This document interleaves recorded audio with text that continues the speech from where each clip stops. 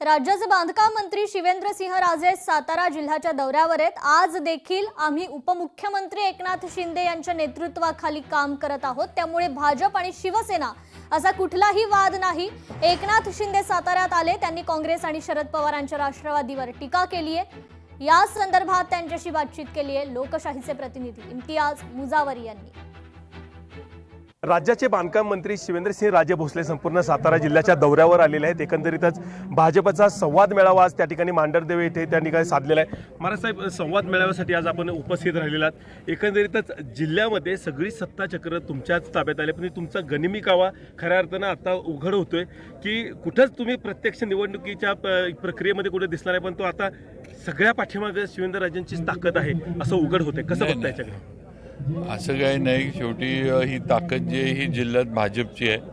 पक्ष म्हणून आम्ही सगळेजण एकत्र इलेक्शन पण लढलो आणि त्याच्यानंतर निवडीच्या वेळेला पण आम्ही पक्ष म्हणून एकत्र होतो। आणि शेवटी मी परवा पण सांगितलं की भारतीय जनता पार्टीचे 28 जिल्हा परिषद सदस्य निवडून आले होते, त्यामुळे जिल्हा परिषदेमध्ये सगळ्यात मोठा पक्ष हे भारतीय जनता पार्टी आहे।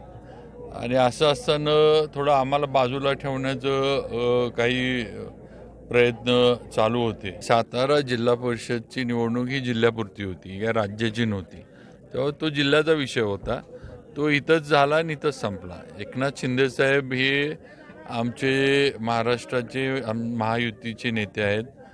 त्यांनी मुख्यमंत्री म्हणून आम्ही त्यांच्या नेतृत्वाखाली काम केले, उपमुख्यमंत्री म्हणून आज ते काम करतात आणि इशारा वगैरे असं काही हे नाही। आणि माझं म्हणणे उलट त्यांनी इशारा समोरचं जे काँग्रेस आणि पवार साहेबांची राष्ट्रवादी आहे किंवा उद्धव ठाकरे साहेबांची सेना आहे त्यांना हा इशारा दिला, आम्हाला इशारा नाही, आम्ही एकत्रच आहे, आम्ही एकत्रच काम करू। आता शिवसेना आणि इतर राष्ट्रवादी महायुतीतल्या असणाऱ्या ज्या पक्ष आहेत त्याच्यामध्ये कुठलाही वादविवाद नसल्याचं स्पष्ट बांधकाम मंत्री शिवेंद्रसिंहराजे भोसले यांनी केलं आहे। इम्तियाज मुजावर, लोकशाही मराठी, सातारा। लोकशाही मराठी ऐका, पहा, जागरूक रहा।